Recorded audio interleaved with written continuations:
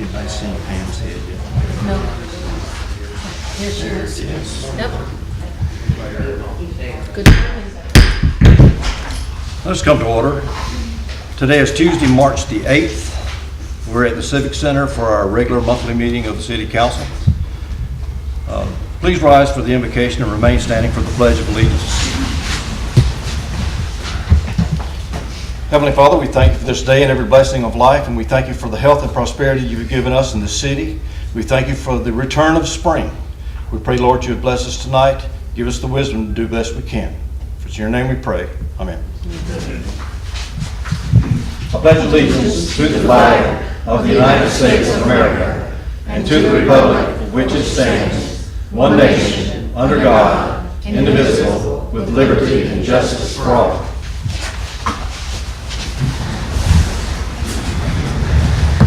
Mr. Welly, please call the roll. Ms. Blackburn? Here. Ms. Albrecht? Here. Mayor Bailey? Here. Ms. Castro? Here. Mr. Tindall? Here. If you'll bear with me tonight, I have a lengthy comment. In the last year, this council legalized beach dog walking in an area of the beach west of the canal.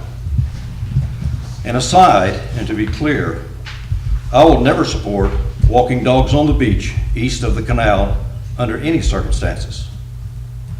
Unfortunately, the canal renovation project has made it necessary to close Canal Parkway and this section of the beach over the next few months because it is a dangerous construction zone.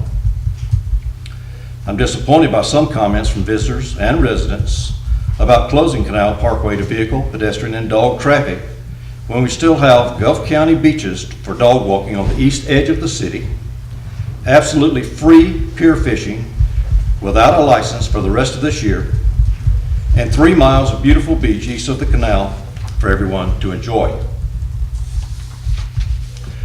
The canal renovation project has been 9 years in planning, 6 years in engineering, and a number of years in funding, and finally began last Monday. Of the $3 million cost, more than 70% of this project is funded by federal and state grants. The remaining 30% is being paid from boat slip fees and contributions to the Canal Maintenance Fund. In short, we're getting a completed project without any tax assessments or debt financing paid by the taxpayers. This project is the first of its kind in Mexico Beach in 30 to 40 years, which will result in a showplace marina and with new parking. Over the next year, there will be limited access to the street called Canal Parkway. There will be limited access and inconvenience to boat owners who rent slips in the city marina. Please be patient and understand that this is a year-long project. There was no way to schedule this project around any season. It is projected to be completed in February 2017. Boaters can expect the canal to remain open to boat traffic throughout the renovation project. Will we have boat traffic backup? Yes. At times, it will be single lane only to pass the construction barge. Will fishing tournaments be affected? Yes. Will the kids' fishing tournament be moved to the pier? Likely. Should boaters launch their boat elsewhere? Absolutely not.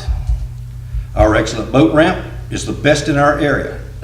Our marina is full service, and a 110-foot barge is a very minor obstacle along a 2,000-foot section of our canal. I've been asked by several people if the future boat slip rental prices in Mexico Beach docks will increase after the rebuild. This council has not discussed this question. However, I discovered this week that the Port St. Joe Marina charges $4,620 per year to slip a 35-foot boat, while we charge $2,400. No wonder Mexico Beach slips are in high demand. Big boat owners also know the 20-mile trip through the St. Joe Bay adds 25 gallons of fuel for every trip. 2 other projects you will see next year after Labor Day will be the repaving of Highway 98 with crosswalk enhancements And you will see the demolition and replacement of the 36th Street Bridge. The 98 project will take 4 months. Simultaneously, the bridge project will take 5 months. The 36th Street waterway will be closed during the bridge project. Affected landlocked boaters should plan accordingly. 19 months ago, the city reached a settlement with the insurance company regarding the city hall that burned. Over the next 10 months, the last council could not come to an agreement on how to proceed with the new city hall. Now, 9 months into this administration, we still have not broken ground. 6 months ago, an option was brought to the table to buy a 2,600-foot, 40-year-old house and repurpose the property into a city hall at a purchase price of over $500,000, an amount greater than the cost of the Parker property, which included a house of more than 3,000 square feet and more than 3 acres of land. Additionally, we don't know what renovation and engineering costs could be to convert this property. In my opinion, this option is unsupportable, not a good value, and has limited long-term potential when compared to a new commercial building. I urge the citizens of Mexico Beach to contact members of this city council, as well as Mr. Jerry Wallace and Mr. Rex Pudnell, councilman-elect who take office in June, to voice your opinion about this city hall option. I do not support the purchase of this 40-year-old house to make do as a city hall, and continue to support a stick-built commercial building built to our needs and specifications. Next on the agenda is council comments. No, sir. I do. CDC, just an update. They had a great Biloxi trip last month. 2 buses was, excuse me, very successful. Their snowbird luncheon last week, we served between 325 and 350 snowbirds. And the food was delicious. It was purchased from Mr. G's, and we had pulled pork and the beans and all the other trimmings. Okay. Citizens' comments. Please come to the podium. I got one little one. I'm sorry, I missed you. Just for your comments on the canal, I want to remind everybody, even though this is a big old barge in there, we have a minimum of about 30 feet, about 30 feet clearance between the barge and the other side. So no matter what they're doing, we can get by, or should be able to get by. It may be a little trouble, 2 boats at the same time, like he said, but otherwise the canal's going to be open. There'll be things going on, but it will be open. Okay, thank you, Jeff. Please come to the podium and tell us who you are and where you live. Yep, Chuck. Chuck Guilford, 110 39th Street, which, by the way, you will have us a way to get back into 39th and 38th Street, will you not, after they close the bridge on 36? Yes. Thank you. It'll be built first. I won't take any more time. I have 2 comments. Ordinance number 633. We have the best garbage service there is anywhere, and I know there's been a lot of work gone into this ordinance. However, why are we having to change this garbage service that is so good just because we have a little trouble picking up the extra trash around? I ask you, please do not pass ordinance 633. Also, the ordinance on this civic center that you're beginning to charge. 32 of us citizens purchased this civic center. We also refurbished it. We also purchased the land and we donated it to the city at no cost. One of the stipulations was that it would be available to use of our snowbirds every year. And I know we didn't put in there no cost, but that was one of the stipulations in there. And I ask you to please reconsider trying to put a cost on all of us citizens using this building that our tax money has paid for all of this renovation. We gave it to you free. Thank you very much. Thank you, Chuck. Any others, please?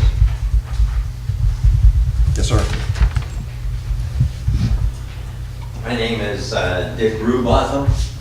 We own a property in a condo in the summer house place. And we're from New York, upstate New York. So we do come here every winter, and we enjoy the activities that go on in this, especially I'm a card player, and so is my wife. So we come here to play cards on Mondays and Thursdays. And it's fine if we get a good turnout and there's 40 people sharing the expense of the monthly fee that's proposed.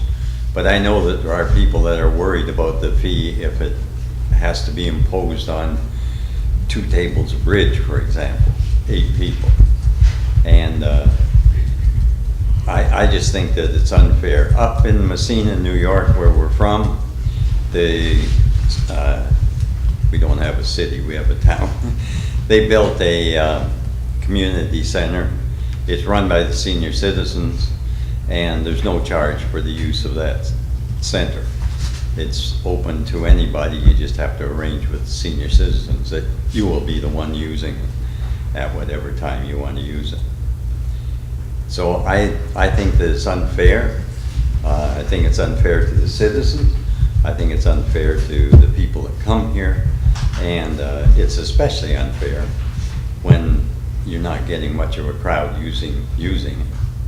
I do know that in the summertime, when people are not here, sometimes they have the games at somebody's house, but not here. That's fine. But if you get more than 12 people and 3 card tables, it's sometimes hard to find a house that's big enough to handle that. So I wish you not to impose the fee on anybody. Thank you. Okay, thank you.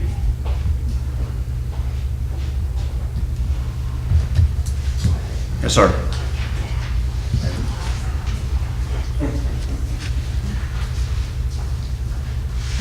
My name's Leonard Giffen. I live at 104 19th Street here in Mexico Beach. And I'm asking that you not pass this ordinance 634. This is the only place that the senior people in Mexico Beach can come and socialize, play cards and such. And when you start charging them a fee to do it, they ain't gonna come here and pay a fee to just play cards. And you shouldn't, it's wrong to charge the citizens of Mexico Beach a fee after they pay their own taxes to keep this building up and running. It's like you folks owning your own home and you're paying city taxes. Then they turn around and charge you $50 to live in it. Same thing. This is just not right to charge citizens and seniors to use this building when it's here and not being used for anything else at the time. And it's just not right. I hope you take and think about this before you do it. Now I can see where if a private party wants to rent it for a wedding or want to rent it for a private party, charge them a fee for it. But the people that live here and these snowbirds, you call them snowbirds, I call them friends. They come down here and they spend 6 months out of the year living here, buying food, paying state taxes, paying stuff around here. They're paying their way. They shouldn't have to be charged for the use of this building. This building was put here for the people of Mexico Beach.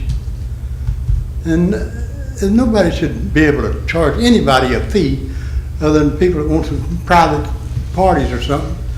Nobody should be charged a fee to use it if they live here in Mexico Beach. Thank you. Thank you. Okay, any others?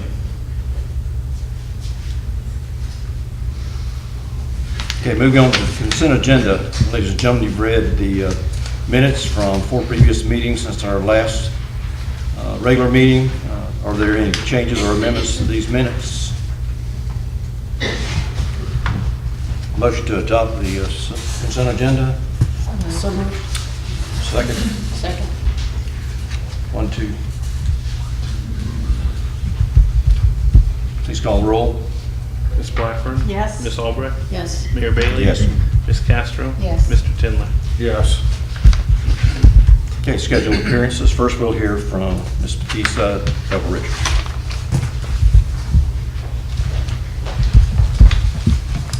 I am Dina Bautista with Preble Rish. I'm going to give you our project updates. The alternate water source, there really isn't anything new to report. We've already sort of heard about the canal and Canal Parkway being closed. I did get word that demolition is complete as of today, and H.G. Harders will not be on site tomorrow. The stormwater grant, we're still doing a little bit of minor cleanup. There was some erosion at the new head wall at the canal that should have been fixed. I was out there on Wednesday and noticed that. The stormwater master plan we've discussed previously regarding options for some potential funding to make improvements based on the projects and the priorities we identified from that study. Same situation with our I&I situation and sewer rehabilitation. The City Hall at Municipal Park, we are at 90% and waiting until you all release us to go ahead and move forward on that property to complete it out and be ready to bid. But we're just sitting and waiting. We could go very quickly once you decide to do that. 24th Street paving is underway. I actually spoke with them today and they said the paving portion would be done at the end of this week, but originally I had heard March 18th. They'll still have some planting and cleanup work to do, so that's probably the final date that they'll be done.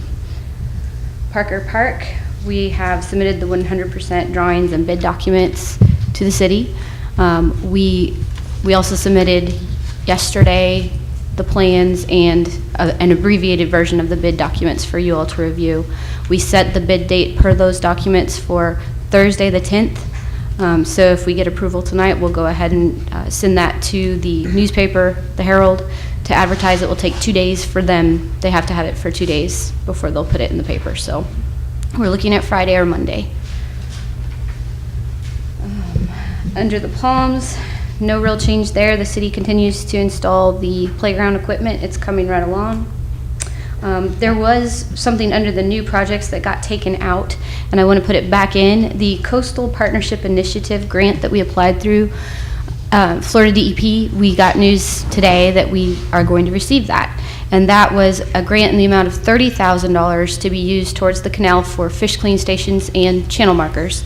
It requires a $30,000 match by the city, but we can use our NERDA funds to create that match. So we're $30,000 ahead, essentially, on that.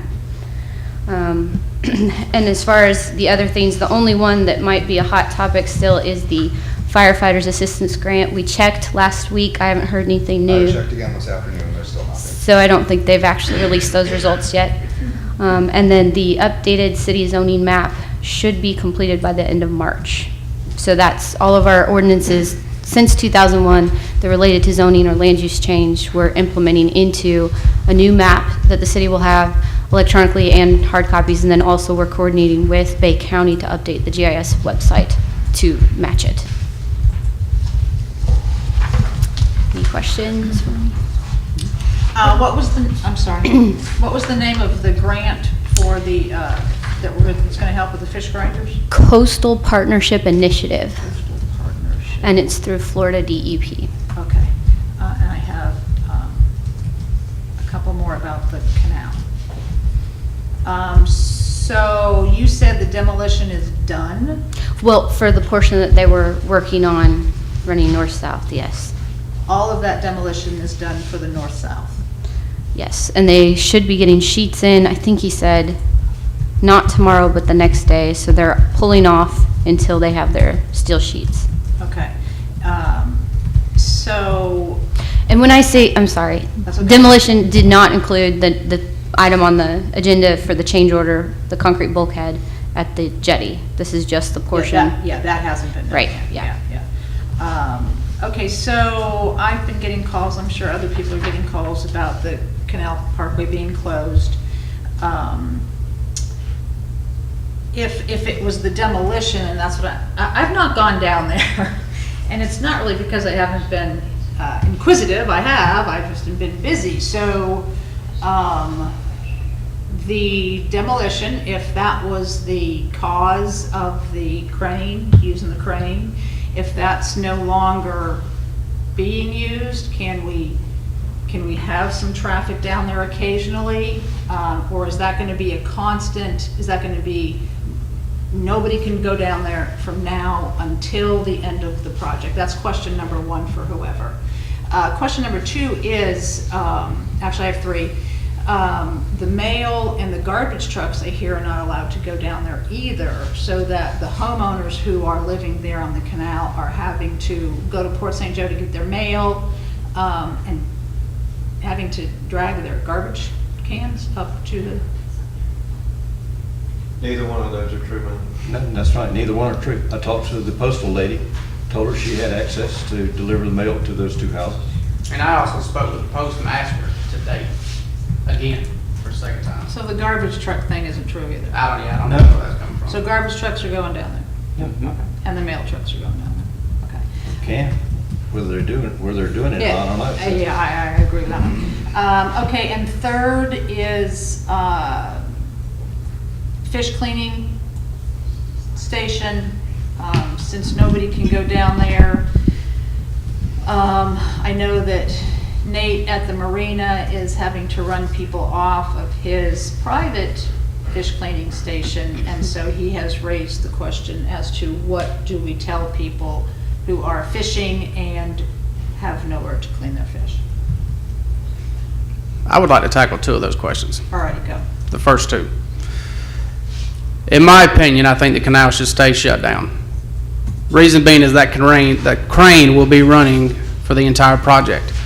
Coming off of the hillside, which is where the work is now going to transfer from, they're going to be pulling those big, long sheet piles from the hill down to the channel. So that crane will be swinging all day long for the rest of this project, whether it be the north or south side, east or west run. That's how it's got to be done. They're going to be pulling all that stuff off the hill. Not only that, when we get into the parking phase of it and the backfilling behind the bulkheads and all that good stuff, you're going to have loaders running up and down the road. Yeah, there's going to be tractors all over the place. The second question, the post office lady, the delivery lady, I don't know what her name is, but I spoke with her today. I spoke with Postmaster again today. They can go down there. The city garbage truck, I don't know where that's coming from. No idea. But to make it easier on people, the three houses that are down there, we went and moved the big heavy barricade barrels out of the way. We went and moved the small plastic barricades out of the way, and we built two extremely lightweight PVC gates that come across the road, meet about midways, so that I don't know how we can make it any.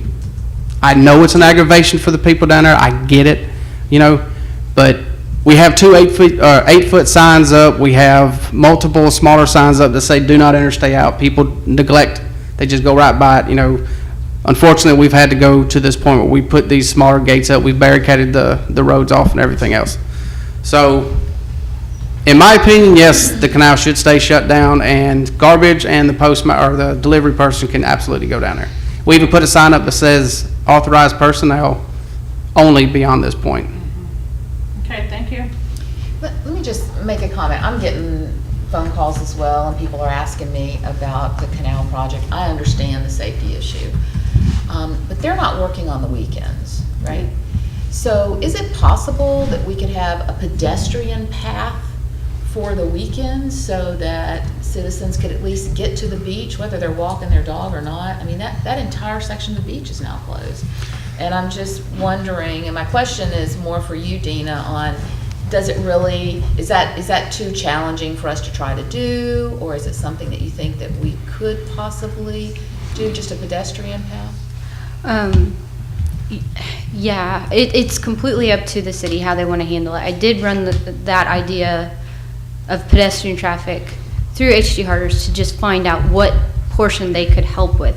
And he did say they could put those larger orange traffic barrels down Canal Parkway with caution tape between them to direct pedestrian traffic into that kind of walkway and keep them on the west side of Canal Parkway, which would be an option possibly for the weekend. I do know there is a concern that public stay out of the equipment area because they're leaving their things there over the weekend. So there's still that concern that people need to stay off the barge and out of the equipment area. But yes, they could physically provide that walkway and that barrier if you choose to go that route.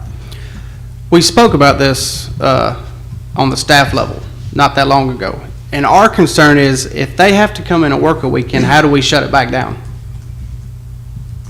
If we're telling people that they can go out there during the weekends only, and then something happens where they have to go out there and work over the weekend, how do we get the notification out? Sometimes this stuff don't happen, this decision ain't made until Friday evening, Friday afternoon at the end of the day, oh, we gotta come in and work Saturday and Sunday. You know, how do we shut it down then? So you If think that comes up. You anticipate them to be doing work on the weekends? I mean, that's, I anticipate everything that could possibly go wrong, yes. I anticipate a confusion factor Yeah. that I'm not willing to entertain when it comes to public safety. We're only a week and a half into this project. We have about 3 months to monitor this on a daily basis to find out how everything's going. Because when we do the east-west line, we're going to have no choice but to allow both people and vehicles to come by the east-west line, and it's just as tight, if not tighter, on that side. So if y'all will please be patient and let us find a way that's absolutely safe, not confusing, not open and closed, because I can't tell you how many people told me when I sat down there for a day, well, I saw Joe Schmedlap over there fishing this morning, I want to fish too. And they're going to say the same thing. Well, I saw them walk by on Saturday, I suppose. But when I went down there and looked at the product, we don't have a safe situation on the canal at all, where they tore all this stuff out. It's rough. Anyone that falls in there has no chance of being safe. Certainly not on the road. When we get steel sheath pilings and equipment laid on at least one lane of that road, I don't want anybody out there on that stuff getting hurt. Public safety is more important to me than any dog in town. Sorry.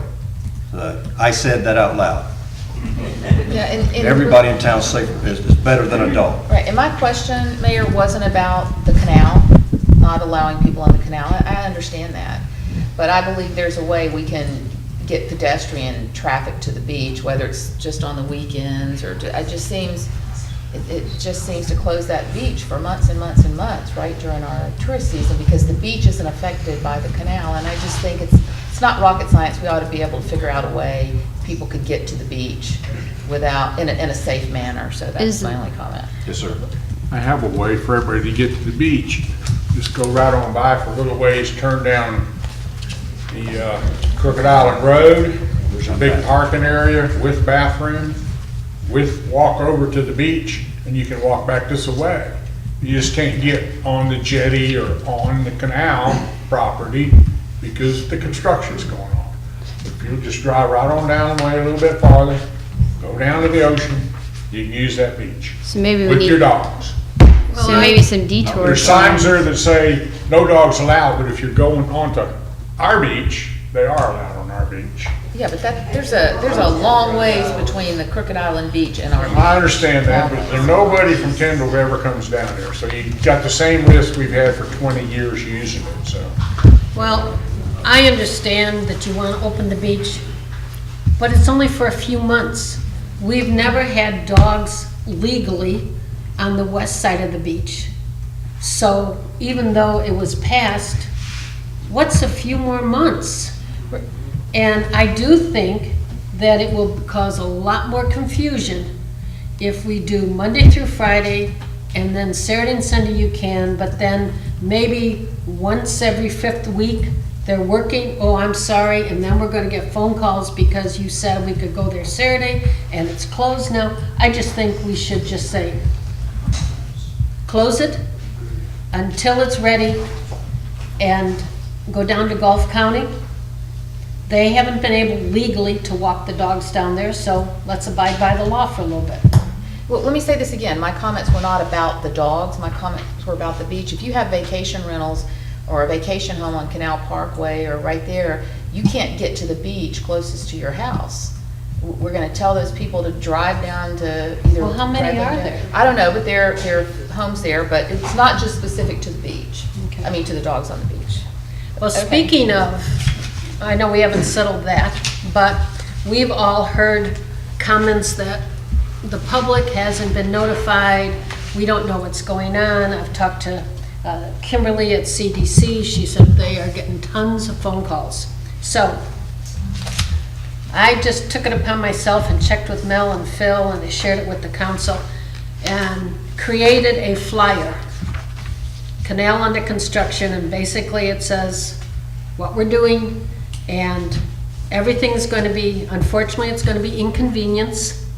And I bulleted some things. Canal Parkway will be closed throughout the construction. I didn't want to say one section because it's going to change over the time. The dog beach is closed, Canal Parkway is open, excuse me, Canal Waterway is open, because that's what Kimberly said. They're getting tons of calls. Can we put our boat in and use the waterway? Boat ramp is open, boat traffic may be congested at times.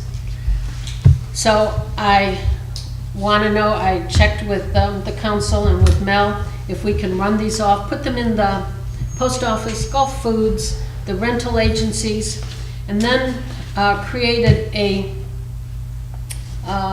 flyer for CDC, basically, saying the same thing.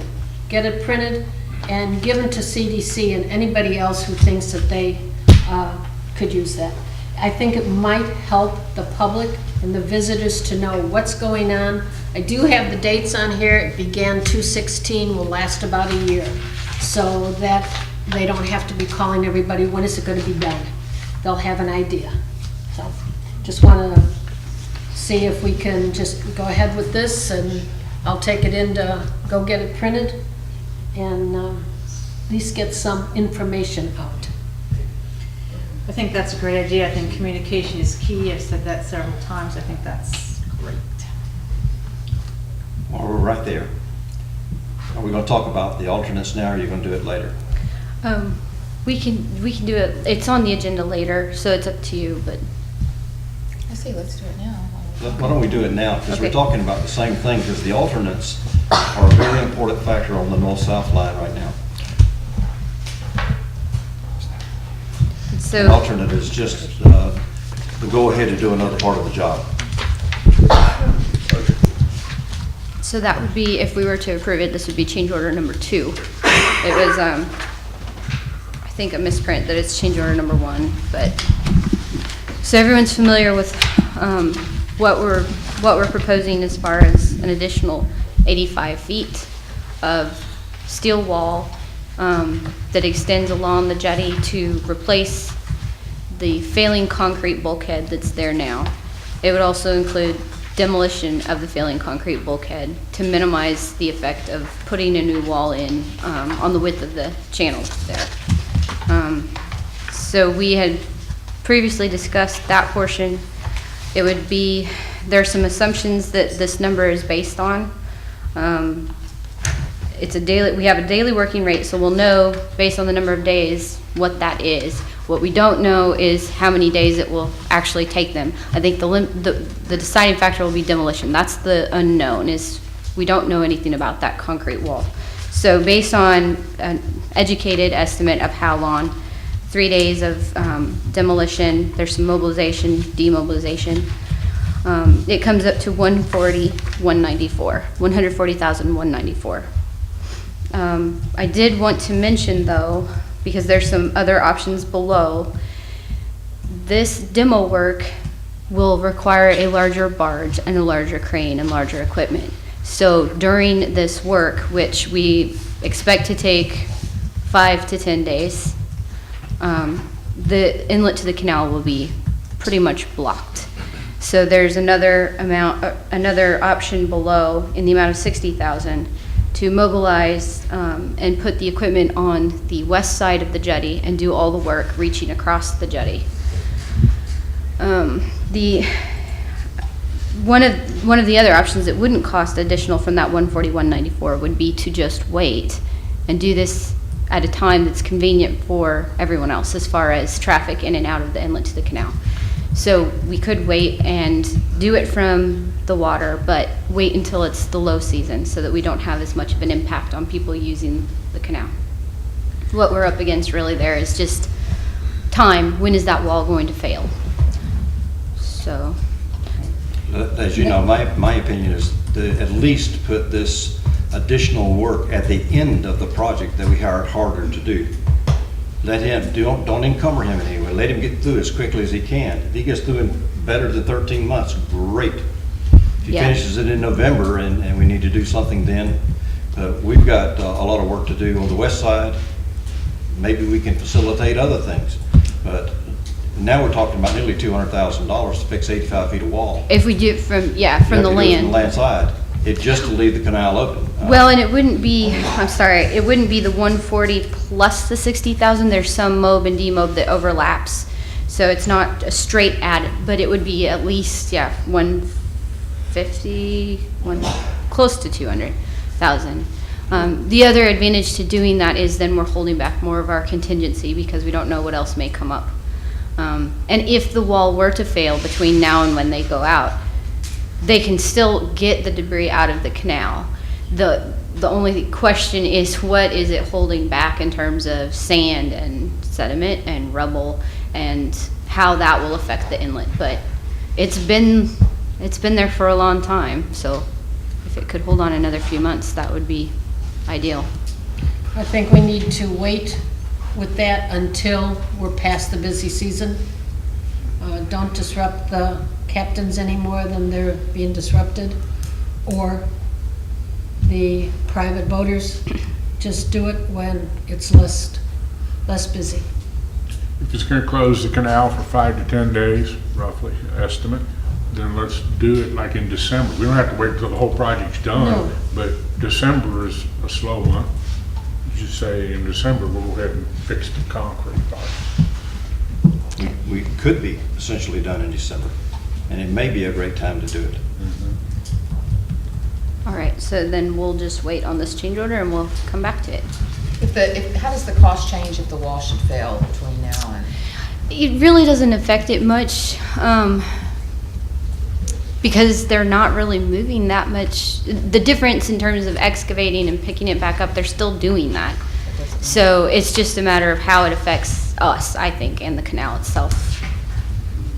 Well, if it caves in, it's only about, the maximum that's gonna come out into the canal, the stuff's only gonna come out about 10 feet, so there's still plenty of room to get by, even if we have a collapse. If that.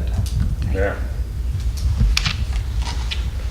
My only disclaimer is I don't know how that west jetty is built, but I think if we go this route, we'll be okay.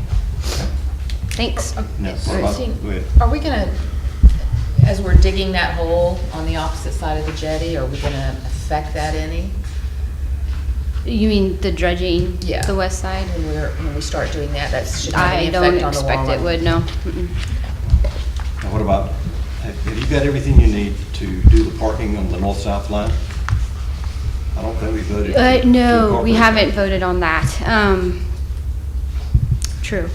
So we do kind of need to decide fairly quickly what of the alternate, we don't have to decide to do all of the alternate, but the real important portions that we need to know sooner rather than later is the small retaining wall that's 8 inches wide, immediately adjacent to the sidewalk, and then the earthwork behind it to set us up so that we could pave and put parking there. I thought that was supposed to be phase 2. It was an alternate in our Alternate, bids. So we okay. they gave us the cost to do it, all of it together. We can either move forward with all of it, we can pick and choose pieces of it, but before they get to the sidewalk work, they need to have an answer on the wall and really the grading behind it. So what's the time frame on that? It's time. Yeah, we could decide, it would be nice to know now. We could, Well, if we have the money, Yeah, what Yeah. was the question about was there a question about not doing it? No, we're just being extremely cautious and letting it out in phases, so that if we run into something that we just absolutely don't know about, but there's enough money in this budget, and the money we have in grants and our funds to do the complete project. Right. But I'm really concerned about when we move all the boats from the east-west line to the new side, Having those park. folks gotta have somewhere to park. And it doesn't make any sense to not put that wall in while they're doing the other wall on the north-south line. And to get the grading, whether we pave it or not, or just put gravel on it or something for the temporary. But it needs to be done now. And we can even, if we want to be really careful, we can just say for this first segment of wall that we're doing right now. Beside that, I want to get the citizens back on that road too. And get it done now, just get it done. If we have the money, do it. It would be a change, it would be a change order to accept that additive alternate, yes. Well, but with it broken down in terms of that piece of wall, so I'll get the linear footage, and then the small retaining wall, earthwork behind it, and site restoration. So then essentially we would be set up to pave, and we can wait to make a decision on the paving till the very end. It'll be very quick and easy. Yeah. So do you need a vote on it in the next week? I mean, a couple of weeks, like can we put it on the workshop and do it as a special meeting and vote on it? And we do it tonight. You can do it. We don't have, do we have a change order or anything tonight to review? No, I did not prepare a change order. So workshop, do it, vote on the next workshop? We're pushing it up against the wall in 2 weeks. So we're gonna have to make the next workshop a special meeting. because Or we've you got could, that one. or you could vote on it. I mean, we have the cost to do all of it, so, but you want a specific number before you vote. Well, typically, we approve a change order based on amount. That's how we usually do that. Yeah, the only difference here That's is what the law says. we have that finite, they've submitted it in their bid. So- It's already- This is not a change order, this is just phase 2. It is the change order. I think we do have to use the change order because we set it up that way in the specs that it's an additive alternate. So we're adding to the scope, but we already know, based on what they turn in with their bids, what the cap is on And it. they're held to that. Yes. And we've already approved that. Yeah. No. Well, Approve any of we the awarded, alternates. we awarded based on their We awarded bid. the base, but we haven't awarded. Correct. That would be a change order, we need to vote on it. Do we know you don't know the amount tonight? I apologize, I don't. Especially if we're breaking it down into two different pieces. So when's the soonest we? I know that to do all of it, it was right around 500,000 to do the entire length and everything, including paving. So. That's the entire length of it. That's the entire length, that includes the wall, it includes the backfill, it includes gravel, pavement, site restoration, planting. When can you get this alternate ready to be reviewed so we can vote on it? Tomorrow? So the 22nd, I think, is our next workshop? That's too late, we need to have a Will special the meeting. 22nd give you enough time? Yes. I don't want to have a special meeting between now and then, if y'all don't mind. I mean, that'll be soon enough Yes. to have, okay, well then let's just do that, make a special Okay? meeting on Because we do need to review the exact detail of what we're talking about. So, just that piece and without paving. Right? Now, where are the specs for Parker Park? Did I not look at my email? They did not make it into the packet. I sent those yesterday along with the plans to the council individually. Yes, there you go. And it's not the full 300-page spec book, it's the abbreviated specs. So it has the advertisement, the dates, and a description of what's included in the project. I guess I just didn't get it when I cleared my email. That's something we also need to get finished up. It's taking forever. I thought we already voted to put it out for bid. We've already voted to put it out for bid. Why do we have to vote again? Let's just put it out for bid unless anybody has any changes or corrections to Dina. Let's just get You it usually done. vote. We've got the general, we've already been over this plan and had everything else. I think this is just the final drawing. Let's start moving. We can always make changes to this once you're down the road. I agree. I did have a question about that plan, though. I thought we didn't have to accommodate for stormwater because of the moat. We still have to accommodate for water quality. We didn't have to, so there's two ways that you accommodate stormwater. One is water quality. Everyone has to do water quality if you're over a threshold. So you have to do that, which means treating the water before it's released to the canal. The second, where it gets a lot more expensive, is treating to reduce the runoff that you're creating by adding impervious surfaces to a property. So you're holding it back and actually cutting the flow down to the pre-developed rate. So there's two aspects of it. So we're not having to do that. We can release to the canal, but we still have to do the water quality to get our permit. And is that a swale? How do you? It is, and so the pond that's shown, I know it looks really big and scary. It is 5-to-1 slopes, so very shallow, and it's only a foot drop. And we did carefully go around trees and the playground and such, so it kind of meanders around and would just essentially visualize a depression. Right. Now on the north side, there's a second smaller pond on the north side immediately west of the stage. That one's a little bit deeper. I think it's 1.5 feet is the total depth. But it's also much smaller, and it's right next to, if you imagine there's the berm that goes before the canal, it butts right up against that.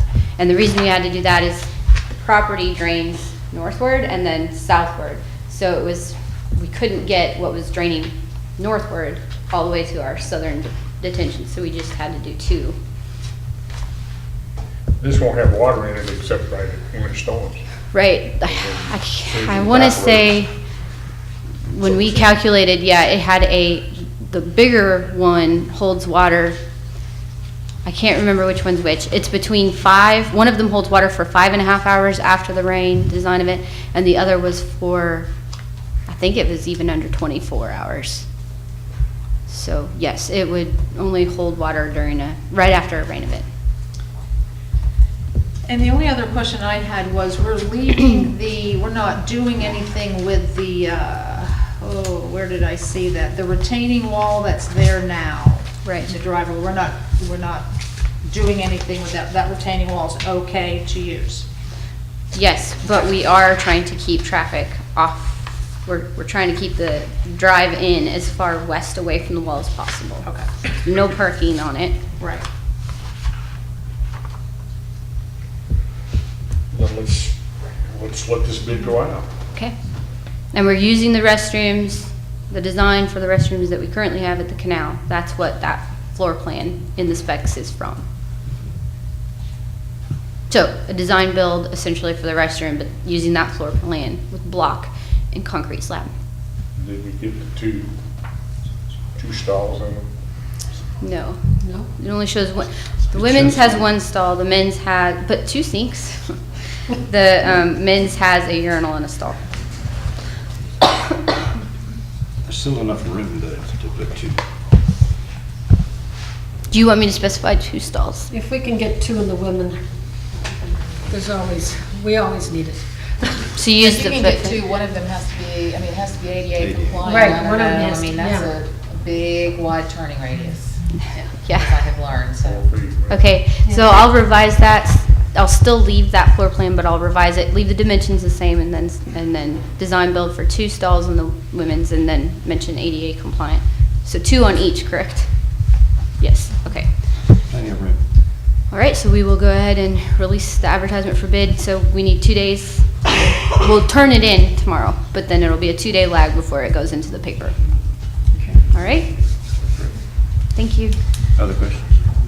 Have we made a decision on the West Side Beach? We talked about just now.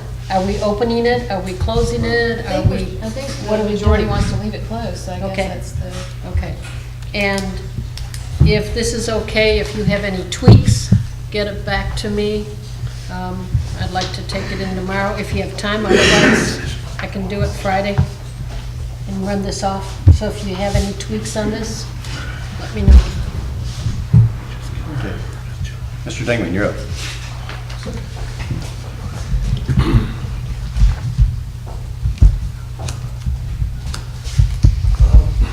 We were finalizing up applications right to the last minute, and apologize for getting this to you at the last minute, but we had to complete the list.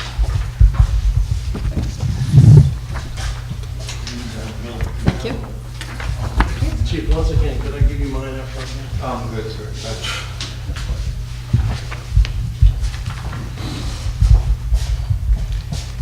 Dennis Dingman, Summit Professional Services, good evening. Before I begin, Councilperson Castro and Councilperson Tendler, I'm sure I'll see you before June 1st, but I just wanted to let you know it was an honor working with you and wish you well in the future. The purpose of the meeting tonight is to give you an update on the status of the CDBG housing program. And also, there are a couple motions and votes that I would ask that you consider. We've been taking applications since our homeowner meeting workshop on November 19th, 2015, and we've had 9 applicants. You may recall that we did a survey or a questionnaire or left it out to the public to let us know prior to getting this grant if there was any interest, and we had a whole list of people that were interested in the grant. When we started taking applications after the workshop, we called all of those people up that we had recorded that were interested, and some of them were interested. Many of them dropped off, by the way, for different reasons. Some people weren't in the position anymore that they needed the grant. They did the work themselves. Some people were just interested in making sure that the city applied for a grant. We did have one person who was concerned because it's a low bid type grant, and they didn't want low bid work done on their property, which is fine. It's a voluntary grant. We had 9 applicants submit applications.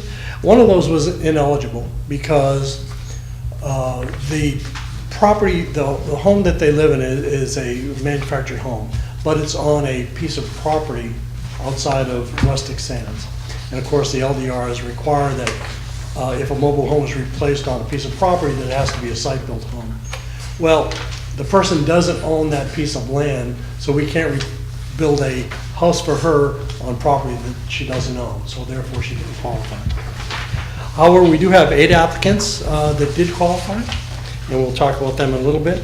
And that applicant list, by the way, is in your package, and it's, I think, the 3rd page. Looks like that. Okay. And let me just share with you, the applicants are Ms. Swain, Ms. Croft, Ms. Hughes, Ms. Nixon, Ms. Taylor, Ms. McCormick, Ms. Turner, and Ms. Harlan. The budget for the construction is $495,000, and we budgeted an additional $15,000 for temporary relocation assistance, storage. If they have to move out of their house for a particular reason, storage, help them with a little money to get assistance in moving the furniture out of the house, that kind of thing. That's a budgetary item. If we don't use that money, we can put it back into construction. Okay. The requirement of the grant is to complete 9 homes. That's the requirement from the Florida Department of Economic Opportunity. And those 9 homes must be, the 9 homeowners must be low to moderate income in order to qualify for the grant. Of those 9, 2 of them must be what are considered extremely low income, 30% of the median income for Bay County. 3 of those must be low income, which is 50% of median income, and the rest can be what's considered low to moderate income or 80%. If, for example, all 9 residents were extremely low income, that would be fine. But that's the requirements of the grant. So, as I mentioned, we have 8 homeowners that have qualified for the grant. And we'll now begin, once these applicants are approved by you all tonight, if you approve them, we'll begin what's called the environmental review process and inspection and all of the things that go along with the environmental review process.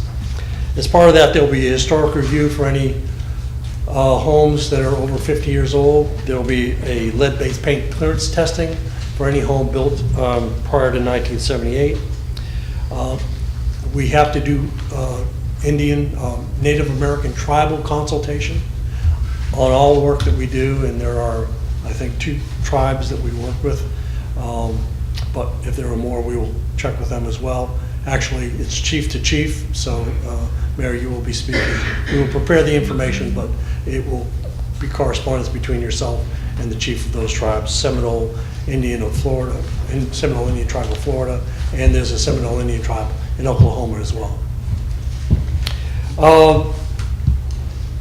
And in addition, we'll ask for what's called a non-structural code violation inspection of the properties before we can begin anything. Non-structural code violations means if there's, the city has a non-structural code requirement, if there's junk in the yard, cars, abandoned cars, things like that, all that has to be cleared prior to us being able to do anything. There is also a requirement to ensure that there is not a conflict of interest in providing money to applicants. And in the application process, we ask them, are they related to the council or the CATF members or employees of the city? And I have to say that no one indicated that there was a conflict of interest. But I do have to ask you, and this will be part of the motion part, if you can look at those names again on that list, if you are related to in any way, in the ways that I have listed here on the sheet of paper, if your father, father-in-law, stepfather, mother, so on and so forth, if related to those people, please let it be known publicly. If that's the case, then I would ask you to not participate in the vote to allow the applicants into the program. Let's see. I have begun the solicitation of minority and women-owned businesses for contractors. I've already begun that process. I've also posted a solicitation on the board and back, and also at the code EPCI office in City Hall.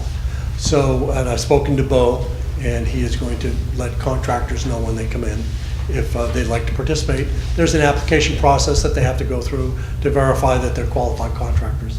But we've begun that process. And we'll also work with contractors that we've worked with in the area. Sure, many of you know many of them. So we will invite them as well because they've already been qualified. And finally, although there's only one home that may require it, if a home was built before 1978, we have to do what's called lead-based paint testing by a certified lead-based paint tester. And we have solicited for low bids for those lead-based paint certified testers, and we have selected one. So if one of these homes, after I inspect it, is determined that we can repair it, then we will call in a lead-based paint tester to begin that process. That, by the way, is all part of the environmental review process. The environmental review process is a very detailed process now that used to take a week maybe, it now takes months. The requirements have gotten very stiff. So, and it's moved from maybe an eighth of an inch thick to about an inch thick of documentation that we will start to begin. So that is the update on where the program is at this point. We will ask, and is this being broadcasted? Yes.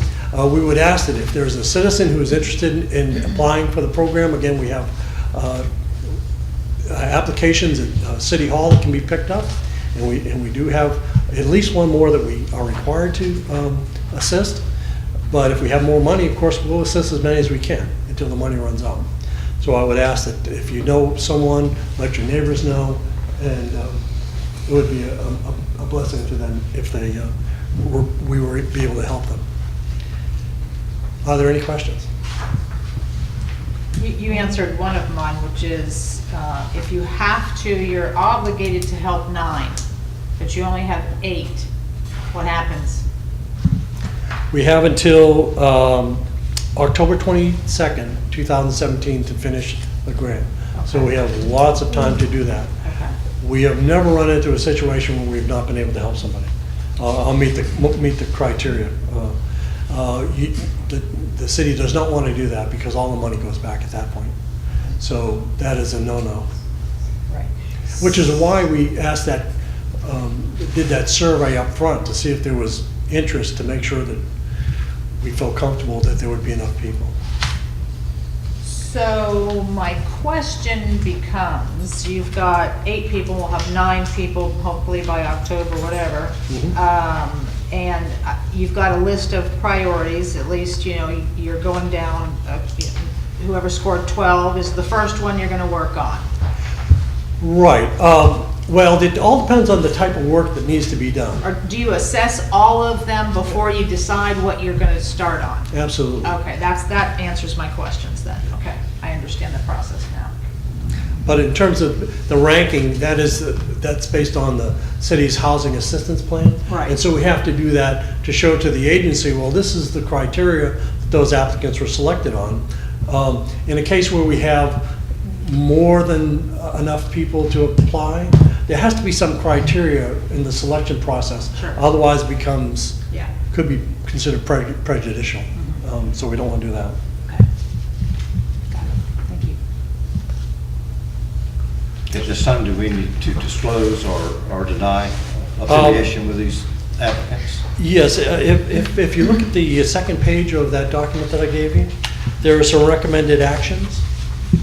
The first one being that council members disclose business or familial relationships with any of the applicants listed in the attached applicant list and abstain from voting on those applications. So there is no motion that needs to be made, but I do have to ask you, is there anyone on this applicant list that you're related to?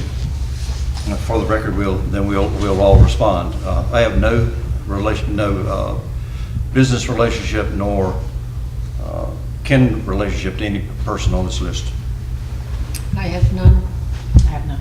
I have none. Neither do I. Okay. The second is for the council to adopt the attached applicant list dated March 8th, 2016 for the city FFOI 2014 CDBG Housing Rehabilitation Grant. And we've actually provided sample motion language if you want to make that motion, or if you want to modify it, that's of course your prerogative. Everyone at the table can see the motion at the bottom of the page. Chair will entertain a motion. I'll make a motion to adopt the attached applicant list dated March 8, 2016 for the city's fiscal year 2014 CDBG Housing Rehabilitation Program. Second. There's a motion and a second. Please call the roll. Ms. Blackburn? Yes. Ms. Albrecht? Yes. Mayor Bailey? Yes. Ms. Castro? Yes. Mr. Tindler? Yes. Thank you very much. And again, the homeowners are eager to get going. And so we'll begin that inspection process and of course the environmental review process. Okay. I don't want you to feel left out. Thank you. Thank you. Okay, next item on the agenda is ordinance number 633. Motion to read ordinance 633 by title only. So moved. Is there a second? Second. Please read ordinance 633 by title. No, you're going to.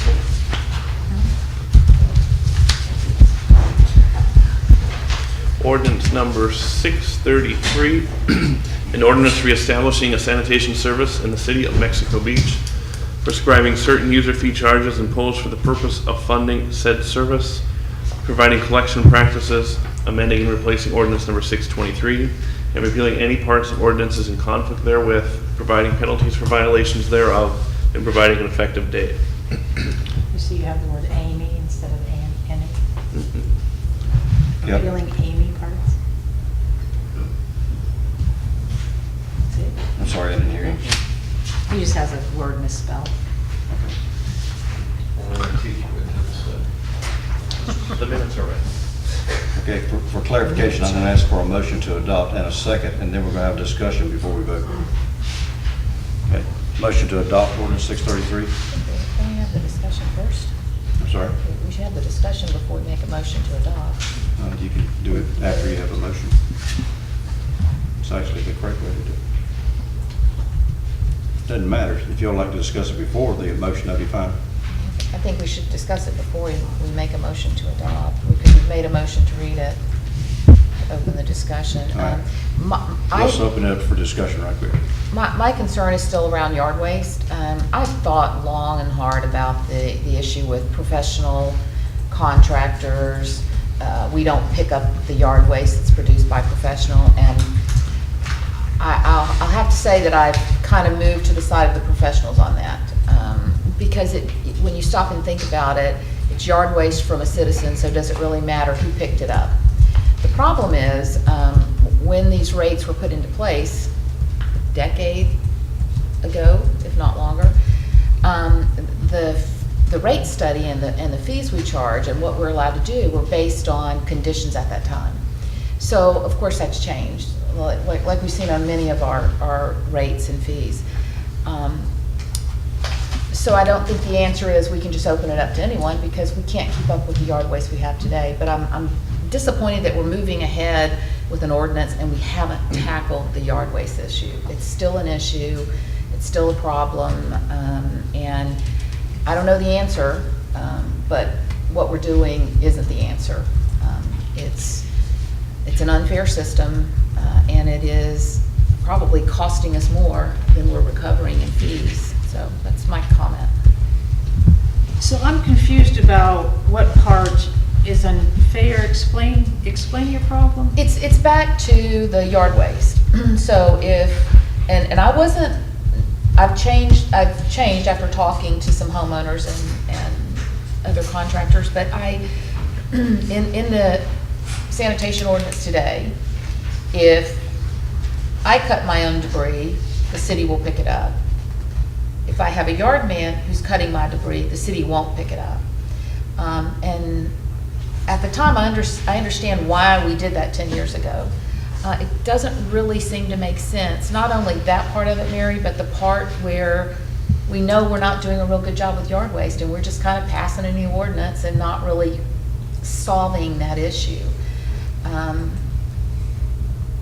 It's a task that the city workers, as the city continues to grow, they're not going to be able to stay on top of it, and it's going to cost us more than we're recovering in sanitation fees. So I don't think that we've solved it. Well, obviously, I would agree with that part of the ordinance is not fair to the homeowners. But I'm in the business, that's why I haven't brought it up before. And I agree. If I cut Mildred right across the yard and she's paying sanitation fees, the city should pick up the bag of grass instead of me having to haul it off and charge her to do it. It's the same thing you're saying. Yes, sir. I believe our last discussion on this, we recognized that we had no perfect answer for the yard debris, and that we think we've got a fair handle on it now with our guy in Overstreet that'll help us in emergencies, that we were going to address this again when we brought up the next set of changes, which is to go to the tipper on the back of the truck, which requires can changes. So in a year or two, when we get to the tipper, we hopefully have a better plan for the yard debris. And at least get going and start moving. This is a move towards the tipper and other improvements. Let's at least take one step. Essentially, the biggest change in this ordinance is, I guess, the fees at the yard and requiring homeowners to bring their cans to the curb on trash day. Essentially, that's all this is addressing. And once a week. And the change of pickup. In the off-season. Oh, All the yeah, yeah, season. I'm sorry. That's And right. in the winter season where we do one One pickup, pickup. which all are supposed to play back to yard debris. Where we'll be out there available 3 days a week for yard debris in the winter when that is the peak season. That was the rationale for doing that. Well, the winter months, that's not the months we have all the yard waste. I mean, I understand, I think that's gonna help, but that's not when we have all the yard waste, in the winter months. And I never understood that was gonna solve our problem. I know it frees up resources. But 2-3 years down the road, maybe you guys can tackle that, but, it's a problem now. And I guess we can, as you would say, Mayor, kick that can down the road a couple more years. Well, we didn't have an answer, and Yeah, I don't know. at least we need to get started. The only thing we did talk about was, as far as the professionals, the landscapers, and being charged, not being able to have the city pick it up, was, because really, when you said that, you mow Mildred's yard and you have a pile of grass, Jeff had a good idea, was put a size on there. So if it's over, I can't have somebody come and trim all of my palm trees. That fills up the entire Texas Drive when that happens. So that's not fair, but for the city to pick that up. But, so why couldn't we do that? Why couldn't we add, I thought Jeff had a great idea to add some kind of 4x4 a size. That's what's in there. Well, that's in there. Right, it's already So, in so there. the city will pick up, even if Tom cuts somebody's, if it's a 4x4x8, the city will pick it up. No charge. Not in the current ordinance. In the current ordinance restricts professionals. Right. And when you think about it, I wasn't here when they decided on this, but what I was told is, when you have a yard person, every week you're gonna have a pile. And we're not gonna get to it every week. We're not, those piles are gonna sit there. That's why with the professionals leaving the pile there, it's gonna be there a while. Whereas an average person, you may not work in your yard that often, and you're not gonna have a pile every single week.